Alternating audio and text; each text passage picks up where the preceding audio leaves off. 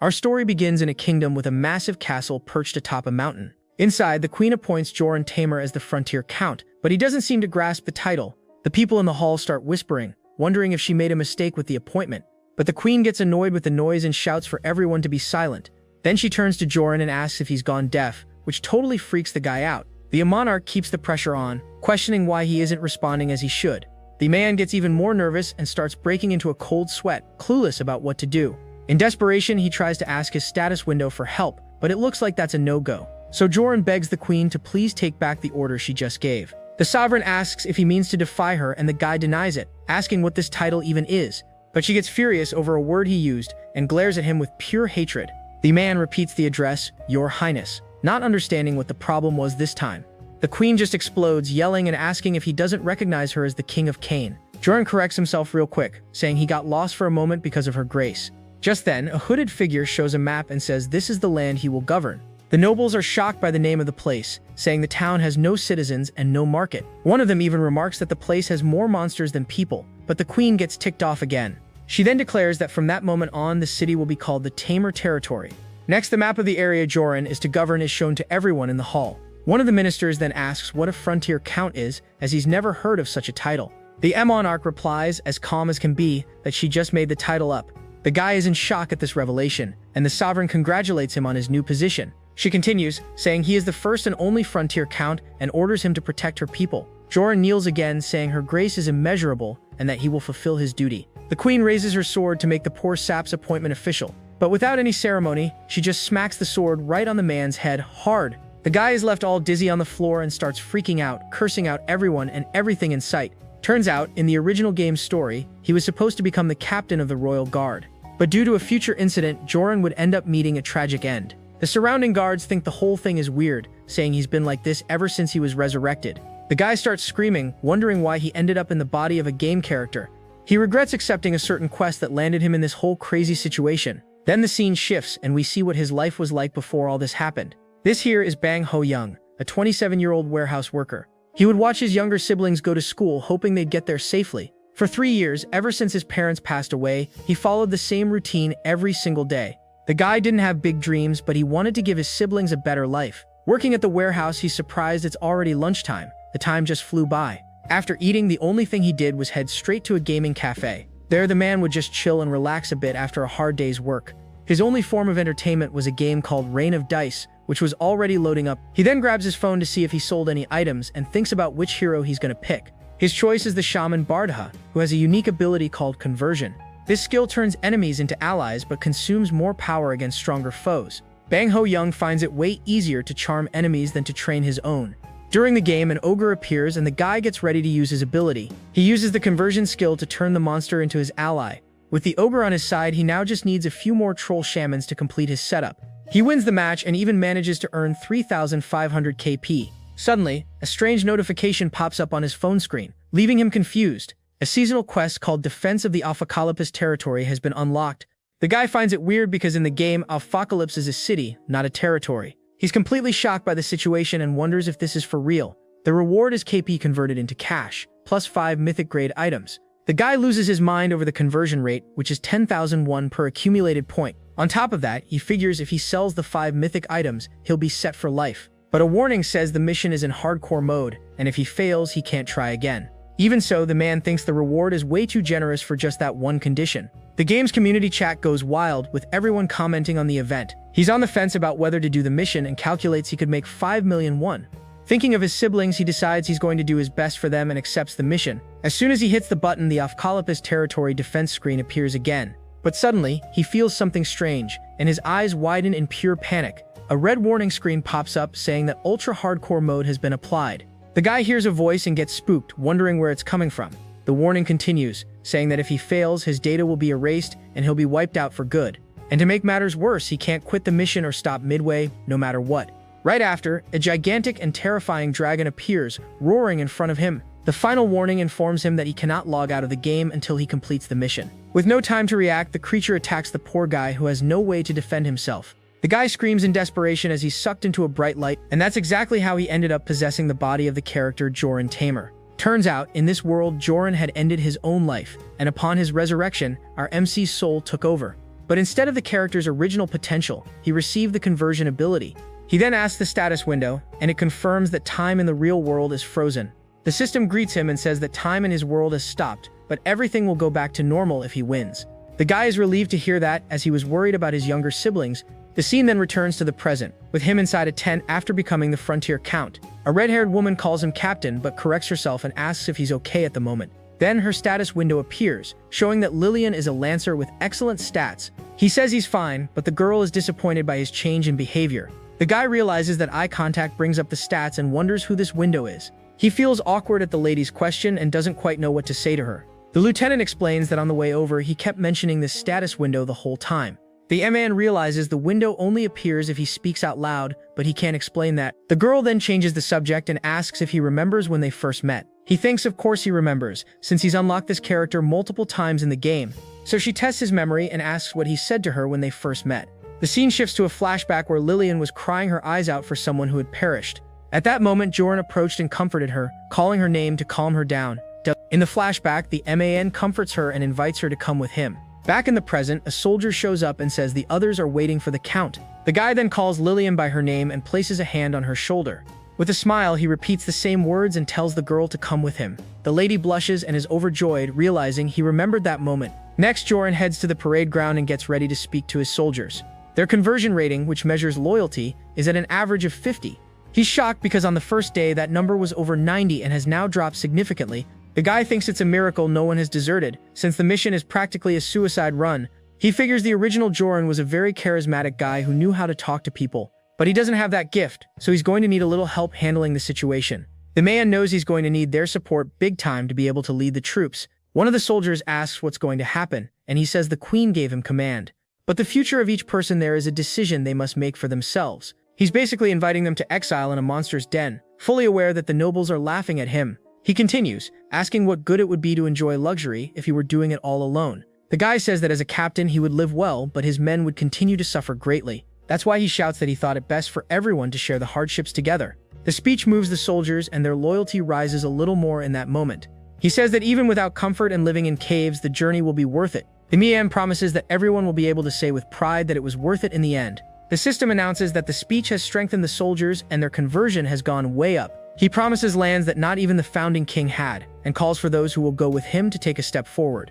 The soldiers get fired up and shout that they will follow him no matter what happens to them. One of them even says he'll go to the end of the continent if that's what it takes to accompany him. Everyone shouts, "Long live the frontier count," and the guy gives a satisfied smile. With that, his passive inspiration skill levels up from level 1 to level 2. The scene then returns to the kingdom's castle where it all began before their departure. The queen, sitting on her throne, asks what the frontier count has come to do in her court. He humbly requests that she assign some attendants to accompany him on the journey. The queen is confused by the request, since she had already put him in command of his own men. She says that if he needs more people, he can hire mercenaries or mages on his own dime. The guy then reveals his plan to pardon some prisoners and take them to the territory. With the sovereign's permission, he goes straight to the kingdom's prison to look for new recruits. The Mian introduces himself to the guard and says he wants to release some prisoners, but the guard is startled. He corrects the guard, saying he doesn't want to visit but to release them, and shows an official document. One of the jailers presents a prisoner, and Joran has to correct the guy about his title. First on the list is Jagel, a violent criminal with horrible stats and plans to steal. The count accuses the jailer of pushing the worst prisoners on him, but the guy immediately denies it. The guy is disappointed and thinks the idea of trading freedom for service was a bit much. But just as he was about to give up on everything, he notices a different figure in one of the cells. He sees it's a priestess and asks the guard what her crime was. The guard explains that she has 2 murder charges but with only a single victim. It turns out she offed a guy, resurrected him with her powers, and then offed him again. Joran looks at the priestess and asks the guard if a doppelganger is considered human. The guard replies that doppelgangers are monsters and only look like humans. The priestess butts in and asks why then was she accused of taking a person's life. She shouts from the cell that she took out a monster who was selling children to dark mages. Joran hears the story and agrees that anyone who does something like that deserves to perish. The prisoner is satisfied and asks if he knows the reason she took out the monster twice. The guy replies that it's because they can only be revived a single time and no more than that. The lady smiles and confirms that he is absolutely correct in his assumption. She then says that if she could have, she would have resurrected and taken him out about 100 more times without mercy. The girl introduces herself as Rubia, and the system advises that recruiting her will be a great help. The man looks at her stats, and even though it's risky, her attributes aren't bad at all. She catches him staring, and he plays it off, saying he's going to introduce himself formally. The Count offers her the position of military chaplain and an honorary citizen of his territory. Rubia is interested in the proposal and asks what these so-called privileges would be. The guy then reveals that the greatest privilege of all is the right to punish the guilty. The priestess likes the sound of that, gives a smile, and agrees to join his group. With a handshake, Joran welcomes Rubia to the tamer territory. They continue walking through the prison corridors until they reach a different area. The priestess notices the place is strange because the ceiling is much lower than normal. The guard explains that this is where the non-human prisoners, like dwarves and half-breeds, are kept. The Count then sees a young half-breed in one of the cells and asks what his crime was. The jailer replies that he was sentenced to 7 years in prison for committing theft. The prisoner explains that he tried to steal a lady's heart and ended up taking her house instead. He says that if he couldn't live with the woman he loved, he would at least live in her house. Joran is speechless at the crazy logic but decides to check his stats anyway. Boanel's window appears and his attributes are average, but he has a specialty with a slingshot. His sharp instincts make him feel that the Count might have a very tempting offer. The kid also has a past as a dungeon mercenary and is good at disarming traps. The guy sees that Boanel could be useful and starts thinking of a way to recruit him. He then comments that the half-blood still has 6 years of his sentence left, and that's a long time. The young man complains about the horrible food and forced labor, saying he wants out of there now. Joran notices the kid complained about the food first and decides to use that as bait. So he asks if the half-blood wants to get out and guarantees he'll eat very well with them. The prisoner is skeptical, but mentions that by bribing the guards, he sometimes gets special meals. The Count then plays along and asks the guard what the special menu is for that night. The guard lists a bunch of disgusting food and Boun's face twists in pure disgust. Without a second thought, the kid yells that he's in and will go to his territory right away. With a victorious grin, Joran welcomes his newest recruit. The scene shifts to a mansion Joran was given years ago but that he hardly ever used. He had only 2 servants to take care of everything, a maid and also a butler. But the butler straight up bailed the second he heard the name of the place they were headed. With the guy's escape, now only the maid was left to help on the new journey. Then a new flashback begins, showing a scene that happened 4 years ago. Joran asks a soldier about a group of people, and he says they are rescued hostages. The soldier points to a pink-haired girl and says that she refused to leave. The guy approaches the girl and asks if by any chance she has nowhere to go. In the flashback, Joran then invites the girl to leave with him. The little girl looks surprised and confused about what's happening. The scene returns to the present, and he thinks this mansion could be sold for a good price. Joran gives a very mischievous smile and decides he's going to sell everything to get some cash. The maid panics, thinking she's going to be sold, but he says he was talking about the house.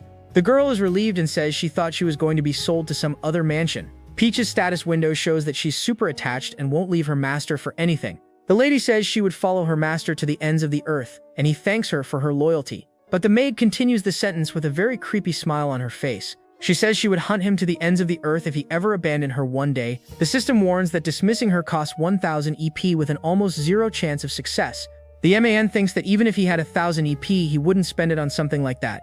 He feels weird about a girl his sister's age calling him master. The girl hugs him from behind and says that resurrection can cause headaches. The guy complains that he can't breathe and tells her to back off a little. The maid is shocked and says he's being cruel because she was just worried. The guy asks for a little space because he's getting suffocated by the situation. He asks her to call him Lord, but the girl says he will always be her master. Joran gives up on the argument and says he gets her point of view. Then he says that since she is so devoted, she will listen to him very carefully. The lady then turns her head and prepares to listen to what he has to say. The guy thanks her for her willingness, but warns that she needs to understand something. He warns that the journey will be no picnic and that the place is a monster's den. The Count continues, explaining that all the comfort she knew is about to end. The man says she will be helping with things much harder than just taking care of him. He says he won't force her to go and that she can stay and look after the house if she prefers. The guy finishes by saying that whatever her choice is, it will help a lot. With that, he unlocks an achievement and gets 20 EP as a reward. Joran is completely shocked by what just happened in front of him. Peach gets super excited with hearts in her eyes and says she'll follow him anywhere. The system window shows that Peach's conversion has increased from 100 to 150. Joran welcomes her and says they'll figure out her salary after they take down some monsters. Out of nowhere, a voice in the sky complains, asking why no one is listening to what's being said. Then Joran's horse shows up, looking less than pleased and neighing loudly. The animal status window shows that he only accepts his master and senses that something has changed. The guy gets a bit tense, realizing the horse instinctively noticed the change in him. The system says he can spend 5 EP to tame the animal or try his luck with a 10% chance. The guy thinks it's a huge waste to spend his precious points on something like that. Lillian finds it strange that he seems like a rookie, and Joran thinks he should give the animal a name. He decides to name the horse Ma Young because he's as stubborn as his younger sister. The man then uses his conversion ability on the horse, shouting its new name. The animal neighs happily, seeming to really like the name it was given. With the horse tamed, Joran gives a satisfied smile, pleased with his plan's outcome. The system announces that the horse was happy with the name, and so the conversion got a bonus. All excited with his new teammates, he shouts that it's time to move out. The group travels along the Pod War Highway, which connects the capital to various cities in the country. The road is blessed by angels, so no monsters can set foot on it. Joran looks ahead and wonders if that giant road will ever end. Lillian calls out to him and he realizes she has something important to report. The lieutenant approaches and he thinks her expression was that of someone who wanted to say something. The lady starts talking about the information she gathered before they began their journey, but the guy interrupts her and asks why she didn't rest as he had ordered. He says she doesn't need to apologize and wants to know what important discovery she made. The girl reports that monsters are appearing on the road leading to Riempa. The guy is in shock and doesn't understand how this is possible right when they're traveling. The lieutenant says she doesn't know the reason but saw troops heading to the western plains. The man sighs as he thought the trip would at least be peaceful, but he was wrong. Lillian asks what he suggests and says they need to decide whether to take a detour. Joran becomes thoughtful and starts analyzing what the best decision would be. The system warns that his choice will determine the course of the journey and gives two options. The system shows that going by the highway has more monsters but also more rewards. Joran is torn between choosing the path of adventure or the safety of the group. He then asks Lillian for her opinion, and the girl is surprised by the request. The lady says she'll follow his decision but thinks it's better for the Lord himself to choose the path. But she advises him not to tell the others about the monsters that might appear. The reason is that the troops' morale could drop and chaos could break out among the workers. The Count disagrees, saying that even if they don't understand, they need to be honest with everyone there. He then apologizes for not noticing her effort and agrees with her point of view. The lieutenant thinks she can't stay silent, as it's a leader's responsibility to give a warning. The guy explains that if they encounter monsters without any warning, it will be even greater chaos. So he says that to stay safe, everyone needs to be on high alert during the trip. With the decision made, Joran shouts and orders everyone to halt the march to hear the announcement. He informs everyone that monsters are appearing on the road to the western plains. The group gets restless with the news, but one soldier says it's just a warm-up for them. Rubia smiles and says she thought she'd be bored and that this is a relief. Bonal complains, saying he'd rather have stayed in his cell than face monsters. Lillian gets annoyed with the complaint and says this is a breach of contract with them. Joran tells everyone to be quiet and warns that anyone who acts out of turn will be punished. He then announces that he has decided to take the highway because there's no guarantee of safety on the detour. The Count guarantees the workers' safety and says he will protect them at all costs. He warns that even if it's not monsters, they could encounter wild animals or bandits. The guy says they have strong soldiers protecting them and that the journey will be safer. With the speech, the inspiration skill levels up and discontent decreases. One of the workers asks for a raise because of the danger they'll face on the trip. The system gives two options: give the payment and annoy the soldiers, or deny it and have problems. The man is going crazy with another tough decision and gets irritated at the thought of annoying the soldiers. He thinks the soldiers would be mad for not getting anything while the others do. The guy remembers that with Peach, both options were bad, but he managed to work around the situation. Thinking about that, he decides he will provide a real alternative to solve the problem. So Joran makes a proposal to everyone present on the journey. He proposes that if they defeat monsters, they will split the loot as a reward. In return, the workers need to help build barricades and traps. The workers' leader accepts on the spot and says they will work hard on the journey. Joran shouts that of course they will, and that the soldiers' reward comes first. He says that before, as soldiers of the kingdom, they couldn't distribute the rewards. The guy continues, explaining that now, as a count, the situation is very different. He is now the count, and the soldiers are his retainers, so he can reward them as he pleases. He finishes by saying that defeating monsters will bring wealth to all of them. The system congratulates the man on his solution, and everyone's conversion increases greatly. Everyone shouts, "Long live the frontier count," and Peach smiles proudly. The group then arrives at a relay station in the western plains. Joran asks a guard if the rumors of monsters on the road are true. The guard confirms and says they received a warning to be careful with caravans. The guy then asks to be notified immediately if there are any urgent reports. Next, he goes to a corner and sits down to rest a bit from the journey. Peach approaches Joran to give him a massage and asks if he isn't tired. The guy complains that it tickles and tells her to rest a bit, but she finds that cruel. The girl notices he's different and thinks it might be a side effect of the resurrection. She complains about her feet hurting and that she thought he would at least buy a donkey for her. The guy says he doesn't have money for that and that he can't be spoiling the maid. The lady thinks he's a mean master, but that she'll endure the situation with resolve. She promises herself that one day she will sit beside him in a carriage. Meanwhile, some soldiers are talking around a campfire about the monsters. One of them asks how that's possible if the road was supposed to be blessed by angels. A soldier then approaches Rubia and asks her for a light for his pipe. The priestess simply turns and stares at the guy who asked for the favor. Effortlessly, she uses her powers and lights the soldier's pipe instantly. She then explains to the guys that the angels simply abandon their duties. The lady says that just giving the blessing and then ignoring the road is a total dereliction of duty. She tells them to relax and says if they perish, she'll just revive them again, no problem. She says if they turn to ash, they need to pack it all up nicely in a box. The priestess then turns and walks away from the soldiers, who were left quite spooked. She keeps walking and talks about lightning and how everything would be so much easier. The lady says that if the angels did their job, lightning would strike the monsters, not her. She then turns to Joran and offers her pipe for him to try a little. The guy accepts the offer and takes the pipe from her hand to see what it's all about. He takes a puff and finds the taste good, and she says the tobacco is from Mount Thalia. The girl asks what he thinks about the monsters, and he replies that he liked the tobacco. The guy thinks the reason is the connection between reality and the game, but he can't explain that. The priestess explains that the 500-year-old blessing has weakened over time. The man agrees, saying that proper maintenance is needed for anything to work. The lady likes his frankness and asks if his parents are with him on the journey. She then apologizes for the question and wants to know if they were taken out by monsters. Joran confirms they were and thinks about the drunk driver who caused the accident. Rubia says it seems like they have something very important in common. Joran agrees with the priestess and says they will get along well during the journey. Suddenly, he shouts for everyone to halt the march as he felt something strange. Lillian approaches, concerned, and asks what is happening to him at that moment. A side quest appears, and the objective is to protect the supply wagon from the monsters. The guy thinks he's seen these annoying monsters in the game's Western Plains stage. They look like deer, and their cries cause a slowness debuff on enemies for a while. The guy thinks the first line of defense is protecting the wagon, but he doesn't know where the monsters are. He notices a strange movement in the trees and realizes there's no wind blowing there. Joran warns everyone that the monsters, called Mandragorani, are very close. He orders the first squad to form a spear ring around the supply wagon. The soldiers obey instantly and position themselves to protect the cargo at all costs. The man asks Peach and the workers to put cotton in the soldiers' ears. He then orders the second and third squads to follow him in a search formation. The Count yells for Banal to throw rocks at the bushes to attract the monsters' attention. The Kid obeys and starts chucking rocks with all his might towards the bushes. One of the monsters then emerges from the bush and lets out a very loud, deafening scream. Joran is shocked by the creature's appearance and doesn't quite know what to do. The creature charges forward, screaming, and the Count orders the cavalry to attack with full force. But he stops and thinks for a second about his combat skills in battle. The guy despairs upon realizing he's never held a real sword in his life. He thinks about stopping, but knows it will raise suspicions and put him in a tight spot. Not knowing what to do, he wonders how he's going to handle this complicated situation. The monster's scream affects the soldiers, who complain about the pain in their ears.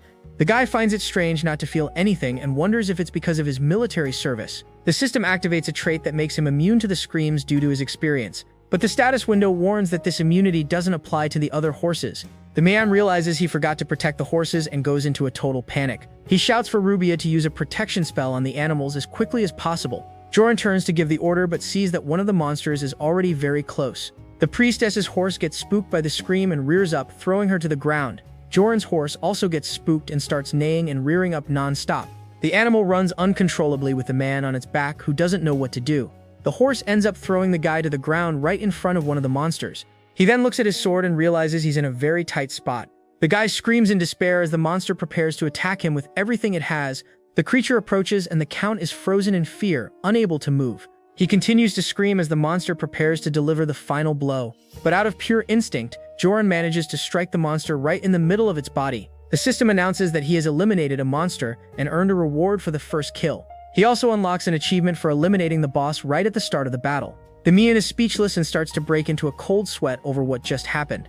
But to his surprise, he sees that all the other monsters are down on the ground. The creatures get up and stare at him, looking less than pleased at that moment. The soldiers shout to protect the Lord, but he thinks he just used a kitchen knife. The guy then remembers he was Sergeant Bang and had encountered wild boars in the past. Joran faces the monsters and realizes they are quite scared of him. The system explains that the creatures are gentle but have gone mad for some reason. He can spend 3 EP to convert the monsters or try his luck with a 40% chance, but the status window warns that taming any type of monster during combat is difficult. The guy then decides to use his conversion ability and yells at the top of his lungs. The system announces that the creatures are now his allies and that he needs to give them commands. The converted monster looks goofy, not quite understanding what just happened. The guy then yells and orders the creature to let out a powerful scream towards the enemies. The creature obeys and lets out a scream so loud it even scares its own companions. The other monsters are paralyzed by the scream and vulnerable to a direct attack. The man grabs his sword and prepares to attack with all his might. He then runs towards the paralyzed monsters and attacks them without any mercy. Joran smiles, realizing the strategy worked exactly like in the game. The system explains that the converted monster's screams now cause damage to enemies. The Count then tells himself that swinging a sword isn't that hard after all. He attacks one of the monsters and finds the sword much lighter than he imagined. But the guy corrects himself and realizes it's actually his body that is incredibly strong. The system activates a trait that merges his physical abilities with those of Joran's body. With this combination, the man can now use 3 times the strength of a normal human. The guy is happy with the bonus and thinks the situation makes more sense to him now. But he is confused by the trait's name and wonders what 2 + 1 means. With his new strength, Joran continues to attack the monsters without any difficulty. He moves with agility and manages to hit another one of the creatures with his sword. The Count then turns to his new allies and yells for them to attack as well. But the 2 creatures are scared and refuse to attack their former companions. The man is confused because this never happened in the game and wonders if he did something wrong. He then tells the creatures to stay back and scream if he is in danger during the battle. At that moment, Lillian runs towards him, screaming desperately for help. She points to one of the monsters that is running towards them very fast. The girl then braces herself and attacks the creature with her spear to protect the Lord. Lillian hits the monster dead on, but it lets out one last scream before falling. The scream affects the soldiers who complain of pain and say their strength is fading. Joran yells to attack the neck, as that way the monsters can't scream. One of the enemies glares at the group with red eyes and lets out a low growl of anger. The guy then orders his monster allies to scream to neutralize the enemy attack. He celebrates the good timing as his allies' scream hits before the enemies. The guy taunts the monster, saying it's tough fighting with a debuff, isn't it? He then orders number 8 to scream and number 9 to wait for the next attack. The monster obeys and lets out a powerful scream that stuns one of the enemies. With the creature vulnerable, one of the soldiers strikes it down without difficulty. The lieutenant is confused and doesn't understand why the monsters are fighting each other. The man says he'll explain later and asks them not to take out the separated monsters. He then notices that the rest of the pack is heading in another direction and is confused. Joran realizes their target is to attack the group's supply wagon. He yells and orders everyone to chase the monsters to protect the important cargo. Joran calls his new ally and says he knows it's confusing but asks to ride it. The monster is shocked and he explains that Nani is Japanese and tells the creature to lie down. Lillian is utterly confused and watches the scene with a look of pure bewilderment. To everyone's surprise, the guy manages to mount the monster without any problem. He then teaches the creature to say mandra instead of what when it doesn't know what to say. The guy then races off with his new mount to catch up with the other monsters. One of the soldiers shouts and orders the entire squad to get into position for the upcoming battle. Bonal and the others ready their weapons to face the approaching creatures. The Kim shouts that the monsters mess with the wrong people and charges forward. He uses his slingshot and launches a rock with all his might towards the enemies. The rock hits one of the monsters square in the head, leaving it dazed. Seizing the chance, the other soldiers attack the creatures with their spears and swords. The remaining monsters get scared and start to flee far away from the group. The soldiers advance and pursue the creatures who run desperately for their lives. Rubia appears and says he has less courage than it seems and that she's here for that. Rubia then begins to pray and ask for protection for the weak who are there. A bright light emerges from the sky and strikes the desperately fleeing monsters. The lady continues to pray and asks for the light to guide and protect them in battle. She then opens her eyes and with a determined look, shouts for the light to manifest. The light intensifies and forms a barrier around the group and the wagons. The monsters trying to escape are repelled by the priestess's barrier of light. The creatures are trapped and are struck by beams of light with nowhere to run. Joran yells and orders to advance the barricade to block the enemy's retreat. The MA and the workers push the barricades to completely surround the monsters. One of the monsters is terrified upon realizing they are completely surrounded. The creatures are cornered with no way out, facing the soldiers' spears. The guy welcomes them and says this is like a deer farm to him. He then climbs onto a wagon with spears and says this is a battle chariot. The guy, all excited, yells for everyone to advance and finish off the monsters for good. His allies then start screaming and complaining that he's going to steal the kobold's food. Joran bids farewell to the last monster and prepares for the final blow. He says the creature has potential but that it needs to listen to him to survive. The monster pleads for its life and he welcomes it to his territory. The guy thinks it's a waste to take them all out and decides he's going to make them work.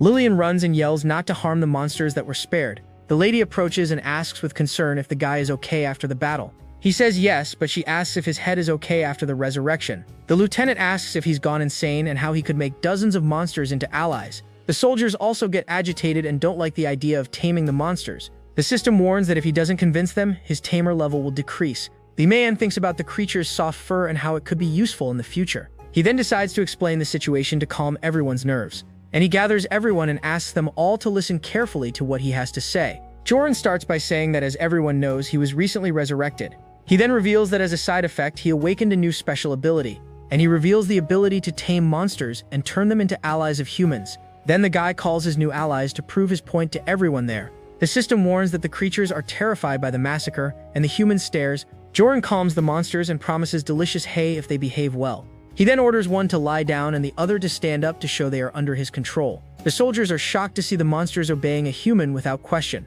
The guy congratulates the monsters on a job well done and tells them to rest a bit. One of the soldiers says he never thought he'd see something like this in his entire life.